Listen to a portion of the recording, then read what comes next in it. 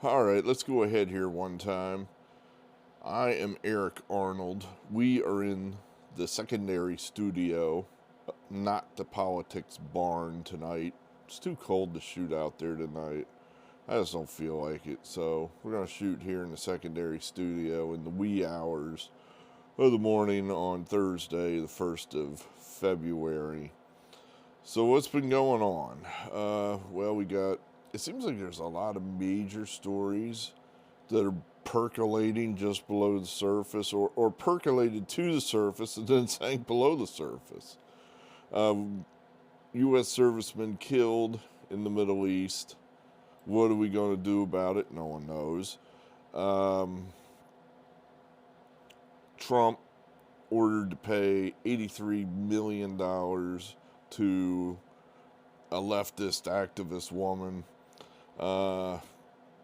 Border issues where the state of Texas has now decided that it's just going to secure the border somewhat on its own, somewhat.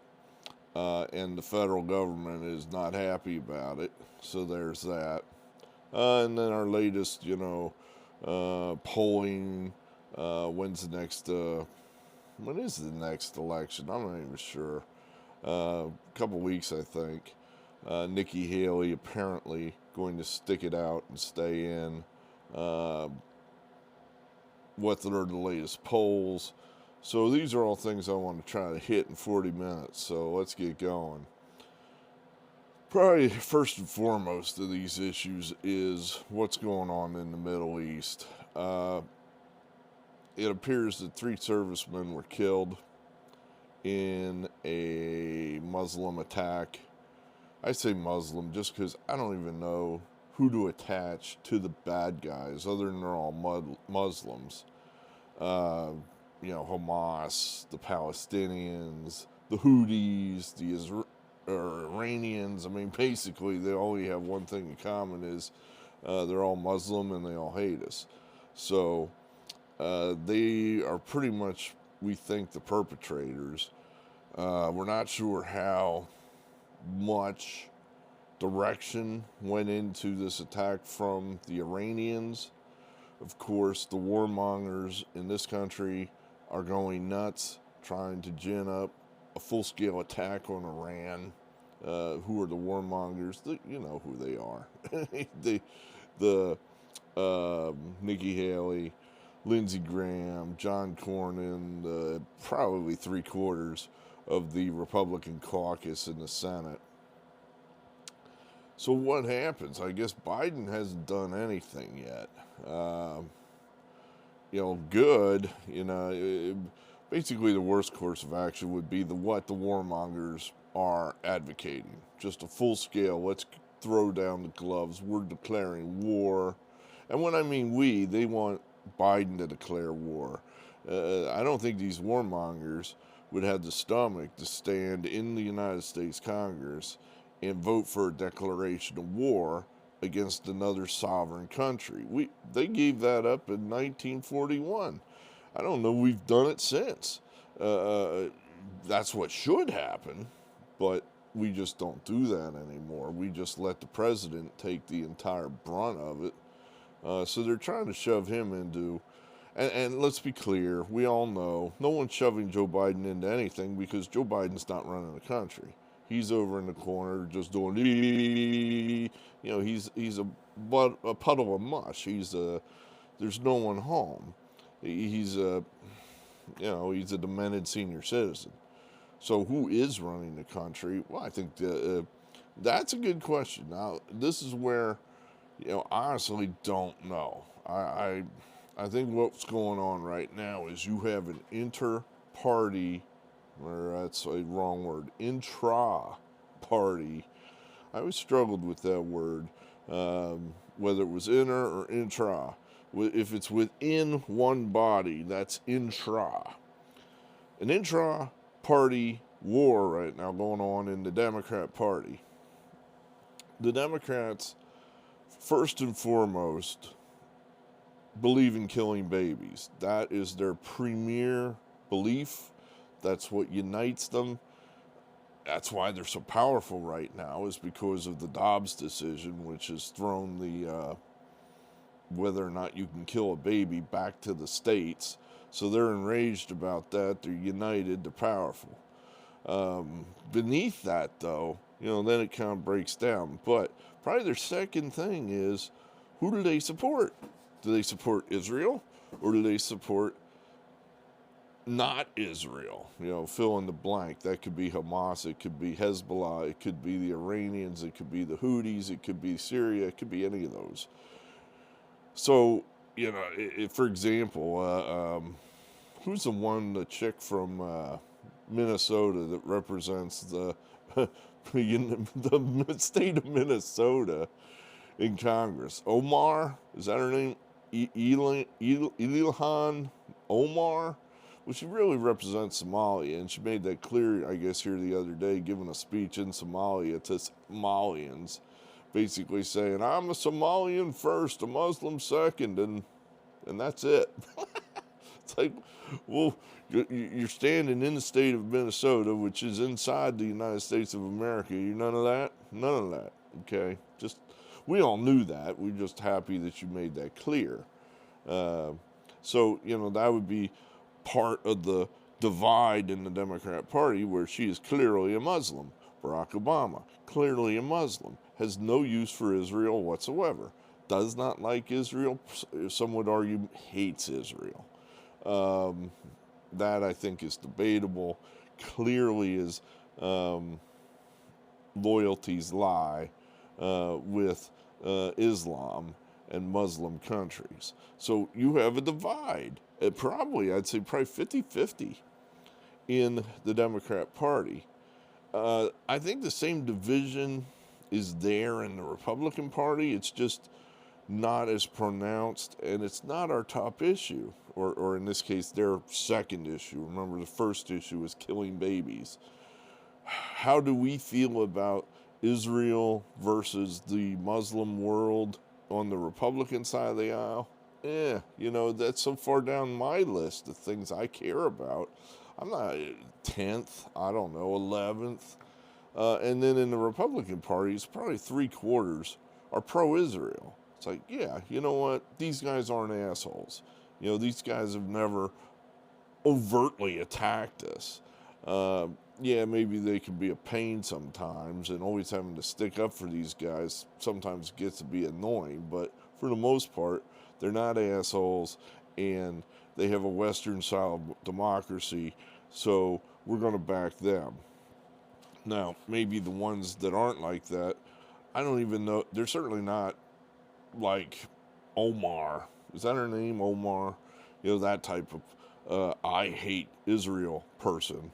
I would say they're more like Ron and Rand Paul, where they're sort of like, we don't want to be involved in this at all. I think I'm in that camp where Israel, do your own thing, man. You got plenty of guns and plenty of military capability. You don't need us. Do your own thing. You do you. We're not going to get in the way. And we're also not going to help you. So, that's where, and that's a minority. We're a minority. Tucker Carlson, I think, would be in this camp of, hey, Israel, you're on your own. Do you. We're not going to get in your way. We're not going to hinder you. But we're not going to help you. But because this issue is so far up on what Democrats care about, they got a real problem.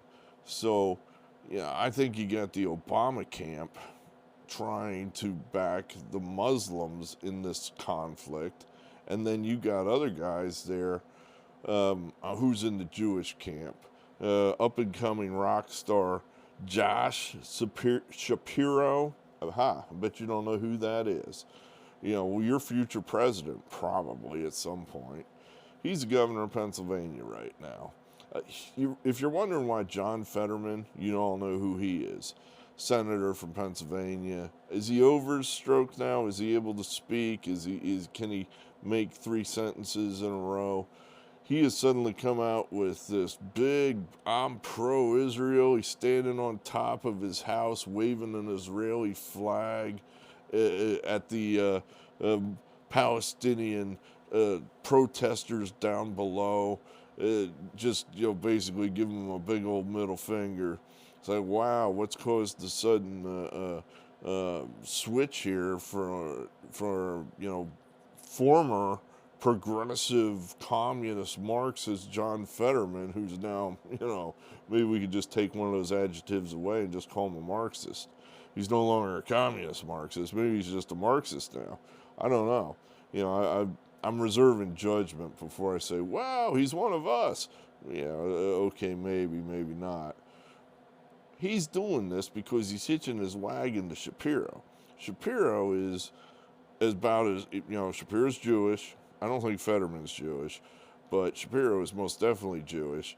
And Shapiro is 100% pro-Israel. He's visited the country many times. He won the governorship here in Pennsylvania by, almost 20 points because the Republican Party didn't even bother challenging him. They ran Doug Mastriano against him, and they gave old poor Doug no money whatsoever, so it was a wipeout. People that should have voted for Mastriano were voting for Shapiro because Shapiro ran ads 24/7, had them convinced that Mastriano just shot the sheriff, robbed Fort Knox, and killed Jimmy Hoffa too. So it was a wipeout. So this guy is a rising rock star in Democrat politics. He's Jewish. So that's an example of people. And who else would be in there? And I'm going back now, you're talking like years ago, Lieberman. Where do they get a lot of their money for the Democrat politics? A lot of these guys, these Wall Street oligarchs, are Jewish. So that's where a lot of the Democrat money is coming from. So, you got a problem here if you're Democrats. You get you're split. So that's where I don't know where they're going to go. I mean, and I think the reason you haven't seen an attack yet in the Middle East is they don't know where they're going to go. This war is going on behind the scenes, and they're trying to figure out who's going to do what. Now, coupled with this is who's going to be the nominee in November. I would not guarantee it's going to be Biden. They most definitely want to replace him, and I think replace him with Michelle Obama. So I would say the Biden people are pro-Israel. The Obama people are pro-Hamas or pro-Iran, whatever. Now, how does that work itself out? What will the American policy be going forward? Probably has to do with who's going to win that intra-party struggle within the Democrat Party. And I don't have an idea who's going to win. How strong is Dr. Jill Biden, who's probably the primary force that's propping up her husband, her mush-brained husband? We'll see. Yeah, every day it goes by, I keep thinking, wow, they still haven't made a decision yet about what they're going to do. and I think it's possible that there could be some kind of, a double swerve here where we may initiate some kind of attack on Iran. But that might mean that Barry and Mike won. Barack and Michelle Obama won the intra-party struggle. Why would they attack themselves? That doesn't make any sense. From everything I've heard, Iran wants an attack. That Iran, why did they institute this massive attack anyway on Israel? What did they do it for? Why? Did they think, it was planned. There is some kind of end game that is in their mind. And it's possible that, for example, if the United States, the great Satan, attacks Iran, that it could just make the Iranian mullahs, the Iranian ayatollahs, stronger. That now suddenly that country is united. Maybe right now they're having internal strife or turmoil where those people are like, this sucks. I'm tired of wearing a veil all the time. I want to eat at Kentucky Fried Chicken.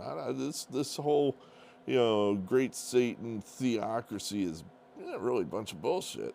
We want to, we don't have to be completely like these decadent Westerners, but maybe we could be just a little. And they're losing control, perhaps. Well, now the great Satan comes in and reminds everybody, hey, I was starting to get real down on the Ayatollah, but here comes the damn great Satan doing what the great Satan always does, which is drop bombs. That pisses me off. I've decided I hate them more than I hate the Ayatollah. Win-win there for Iran.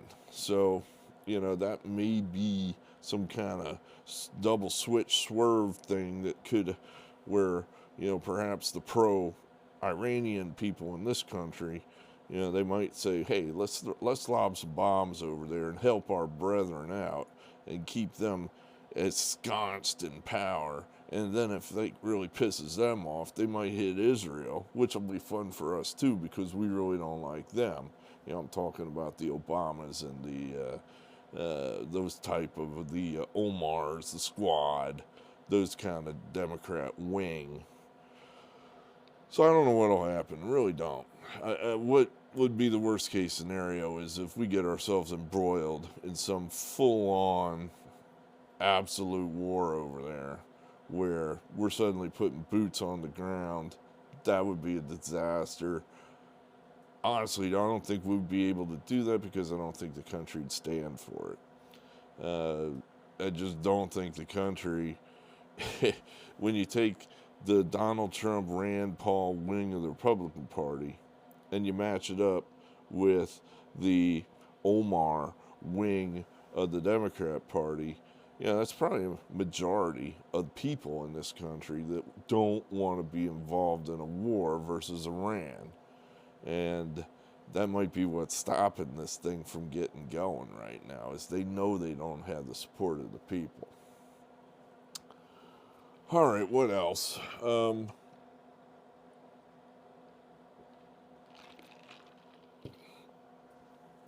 Border wide open. I guess it seemed like there was going to be a big blow up there, where, for whatever reason, the governor of Texas is finally showing some leadership and is closing, or I won't say closing. He's making some attempt to mitigate the invasion that's going on in his state. He's done exactly nothing for years. Now suddenly, I don't know if it's a presidential election year and if that's entering into his thinking or what, but he's finally doing something to make it harder for these people to get across the border. Of course, the federal government doesn't want that, so they're interfering. They're trying to prevent, the Texans put up like rolls of razor wire to force these people to go to the proper port of entry, where that's where the checkpoint is, and they say, okay, we have a whole procedure here, Mr. Illegal Alien. Have you gone through the process? Oh, of course not. Well, okay, stand over there with the other 300,000 people. You want asylum, of course, so we fill out that piece of paper and etc. Most of these people aren't even bothering to do that. They're just coming across the river or the desert or the plains or what have you, and just showing up somewhere, anywhere, everywhere. At least Texas is trying to funnel them into the checkpoints. Government, or the federal government, doesn't want that, of course. So I guess right now they're fighting it out at the Supreme Court. The Supreme Court issued, I guess, an interim decision saying that the feds hold sway over the border 5-4. Thanks, Amy Coney Barrett. Many people, including myself, said you were not a good choice for a justice. You're proving me right. So I don't know if I should thank you for that or not. Texas told them to go to hell. In other words, Texas hasn't changed their stance at all. And I kind of with them. I mean, they put up these huge shipping containers, basically building, showing that, hey, it's really not that hard to build a goddamn wall. It really isn't that hard. They just took a bunch of these when I say shipping containers, the kind you see on a giant ship, on a freighter, a container ship. It says Maersk on it. Thing stands about, I don't know, 12 feet high maybe, 40 feet long. They just stack them one next to the other, you know. So Texas, it's like, that was a lot of effort to put that up. We're not moving that. Screw you. We're leaving it there. We're leaving all the wire we put up. We're leaving that there. And the feds kind of grumpy. The Border Patrol, that's the enforcement arm of the feds, well, they come out and said, nah, we're not getting involved. I mean, we're not taking that stuff down. We're not going to interfere with the Texans at all. It basically giving a big old middle finger to Joe Biden, their boss. Beautiful, awesome. So Biden's just kind of given up on that for now. Just said, I got other fish to fry as he's, off campaigning. Ice cream, Donald Trump. So yeah, and I don't know where that goes. In a way, you could almost say, this is not good. This is a big crack in our system of government. Now, it's one we all expected that would happen sooner or later, the way things are going, that at some point, a state would tell the federal government to go to hell, that the federal government is getting more and more ridiculous, that it's their job to enforce border security, and they have simply abdicated the whole thing. Yeah, that's one of these things with this. I'd love to get an answer from some of these. Well, we know what the answer is from these good government Democrats, these ones that bitch and moan about Donald Trump has no respect for the law, et cetera, blah, blah. What about the border? You are tasked with enforcing the laws at the border, and you have absolutely purposely done nothing. It's a crime what they're doing. They're aiding and abetting these illegals in coming into the country. They're part of a giant conspiracy.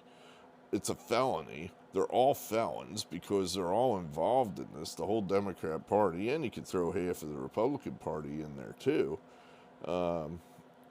That's what, one of the main things that just has made people in this country just throw up their hands and say, I'm done with the whole system. I don't believe you. I don't trust you. I don't like you. And I'm never going to listen to anything you have to say ever again. They come to you and they say you got to fill out your taxes and you got to pay them exactly the way we're telling you to, or we'll hit you over the head with a giant hammer. And then you see this, where here's a whole set of laws. Probably it's about that thick of immigration laws, and they're just ignoring them all. And you say, why that? Why do they get special treatment? Hell, they're not even members of this country. It's maddening. It really is. So that's a good thing. I mean, that's one of the only good things that's going on right now, is that Texas is attempting to staunch the invasion. If you're saying, why are the Democrats throwing the border wide open? Why do they do that? Well, the votes. They think that they could get enough people into this country from wherever that don't belong here. Eventually, they can use those bodies as votes, whether it be illegally or legally, that maybe at some point all those people will be just declared citizens en masse, mass amnesty, and they figure they'll get 2/3 of those votes.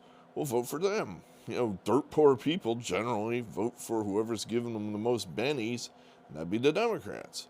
So now, if it's a controlled immigration, that may or may not help the Democrats. That's where they're wrong, where they think, well, anybody coming in is a potential Democrat voter. Not necessarily. Some of these people actually want to work hard in this country, actually want to become part of the American way and the American country, the United States. takes time, though. You know, you got to learn the language first. Then you've got to build up something for yourself where you don't need to rely on the government anymore. So if there's a controlled immigration system, uh, reality and time are always on the Republican side. In other words, as a person gets older and they get more experience, they're more likely to become a Republican.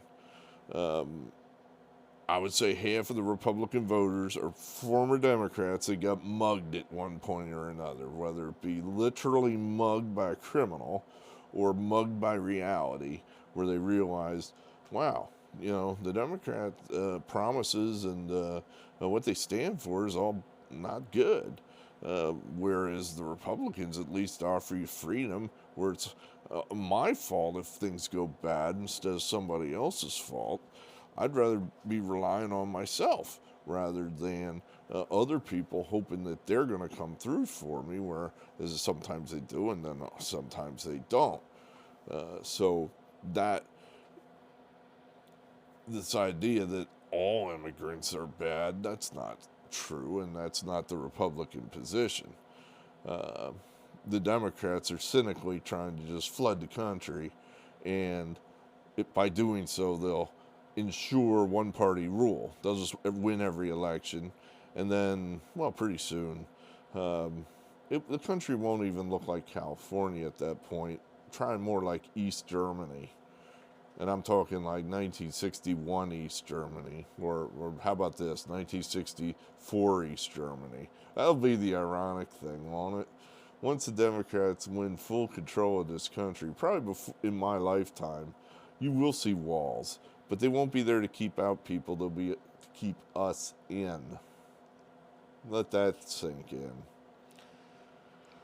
What was this whack job's name? Oh, that's Donald Trump's term for her, so I don't get sued. Jean Carroll. This is disturbing. It's just, there's nothing good about this. If you haven't heard, what this story is that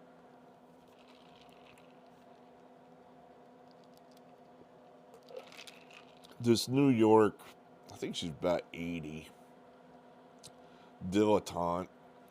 I think she's a columnist, so perhaps some kind of writer. She wrote a book in 2019.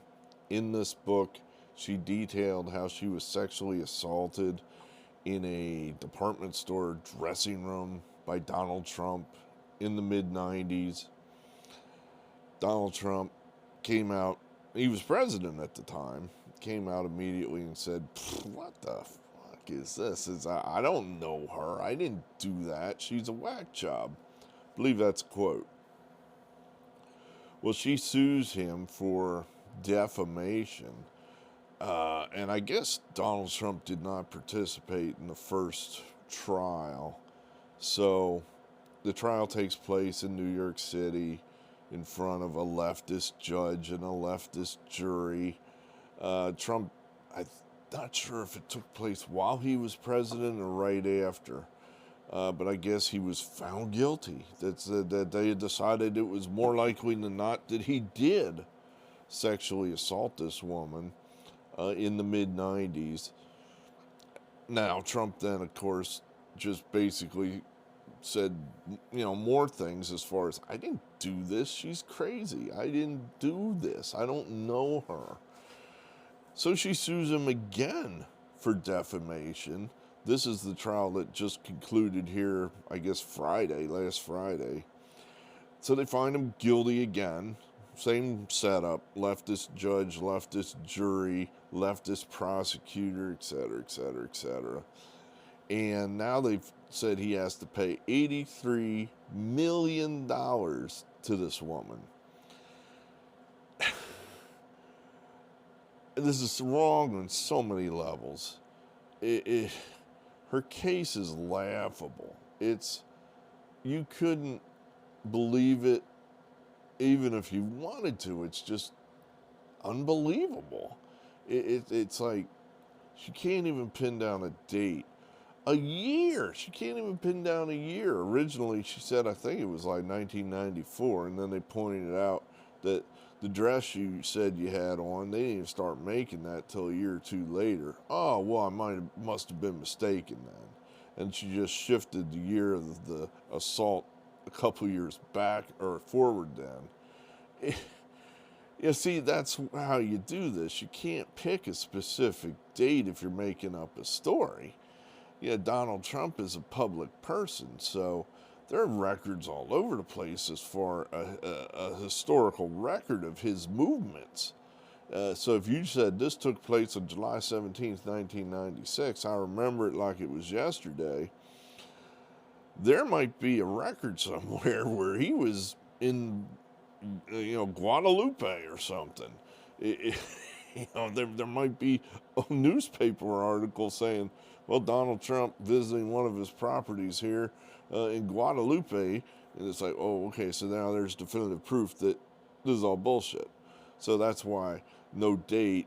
I don't. That takes away a large ability of his to defend himself. It's just ridiculous to think that one of the most public figures in the city of New York in the mid-90s, one of the most recognizable figures, would be able to move through a department store and commit this crime, and no one would see a thing. That's just not believable. It's just ridiculous. Just simply unbelievable. But she got away with it. She got away with it because the entire system was shoving her where she couldn't fail. Her story was always going to be believed because these people on the jury wanted to believe it. And it's frightening. I mean, as Saturday Night Live pointed out, of all people, OJ was found to liable for $33 million for killing two people. For killing two people, he only got $33 million. Now, how does this affect? This is just the opening salvo of the Lawfare attacks that are going to go on all year. This is just, every week there's going to be more and more Lawfare. It's going to go on, through the election and then some. It's probably the most damaging thing that's going on in this country right now. Perhaps what's going on at the board. It's tough. I mean, there's a lot of terrible things going on in this country right now, all created by the Democrats, and it's hard to rank them. But this is right there. The lawfare aspects. One of the things that's always made this country what it is, the best, is the strength of its institutions, the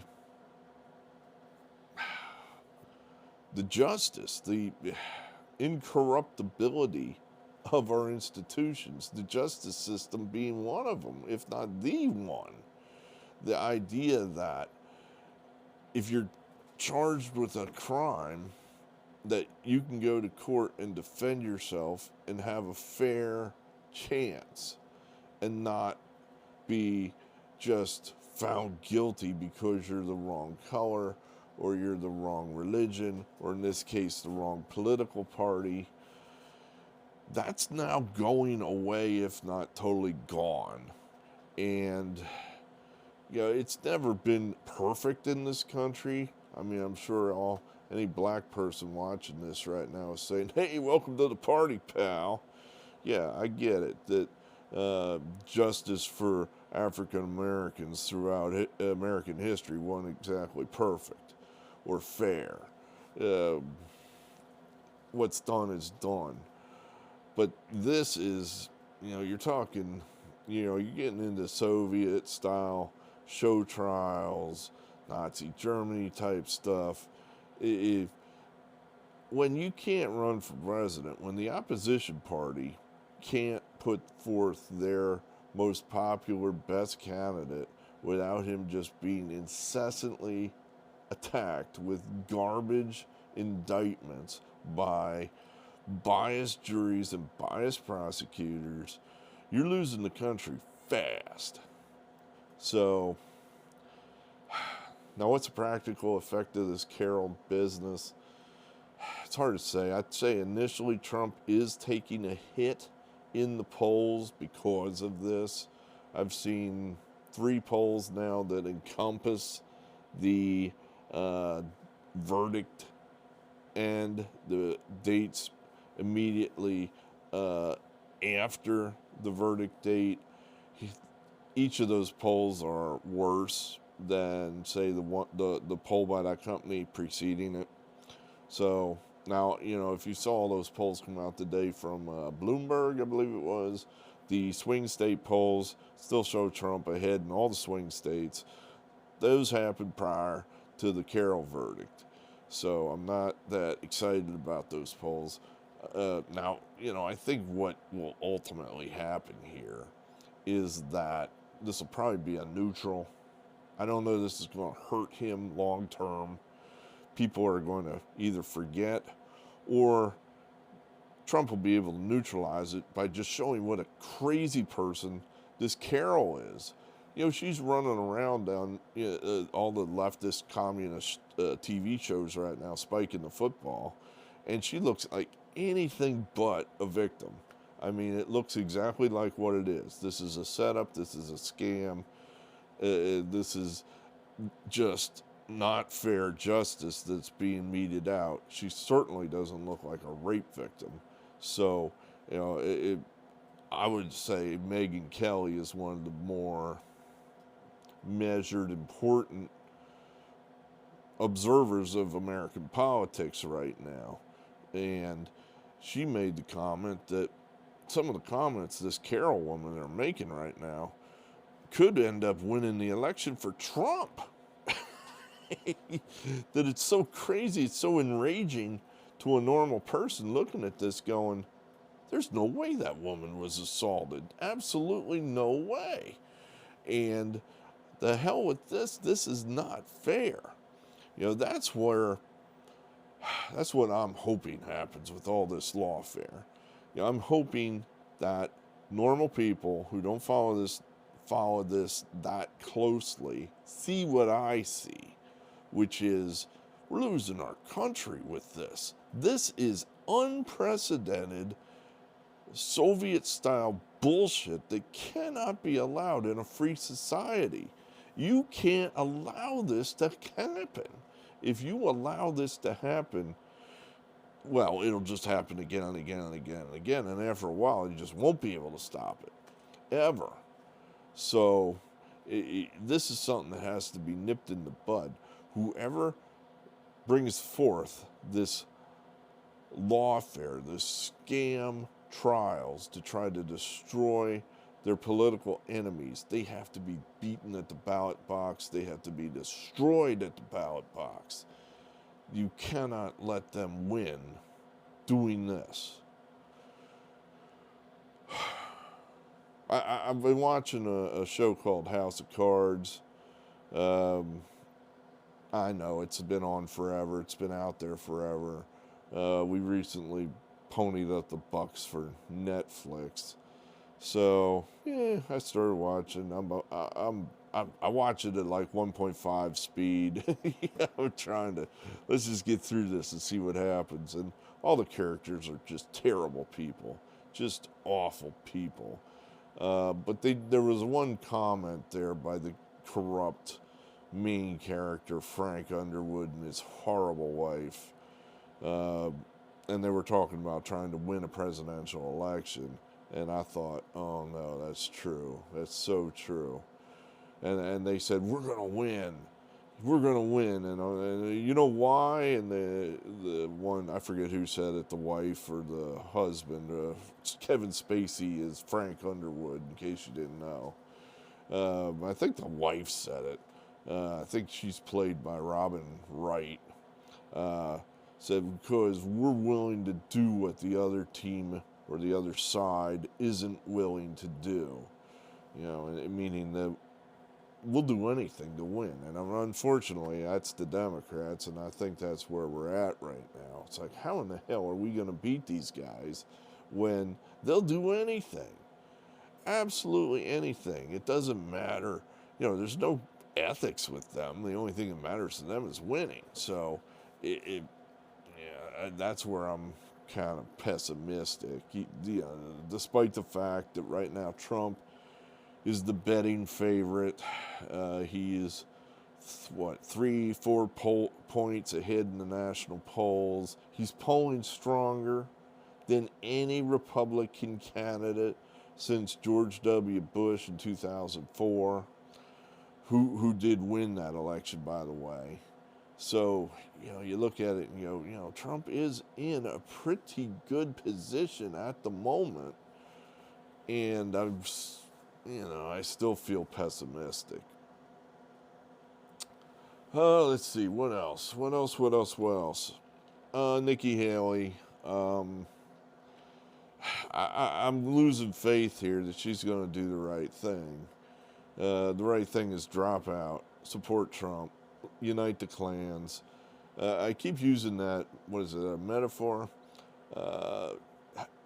You've seen Braveheart, right? With Mel Gibson, the Scottish thing. He wears his kilt, freedom, right?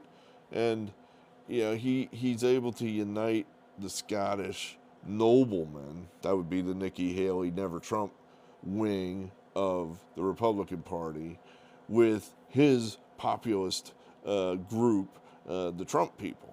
So he's able to unite them and defeat, in at least one, probably two battles, the hated British, or English, I guess it would be called back then, the English. So he's able to beat them in two, big underdogs, but they win anyway because they've united the clans. And then, of course, the Never Trumpers stab William Wallace in the back, and he ends up getting killed by the English because the Never Trumpers turn him in to the English.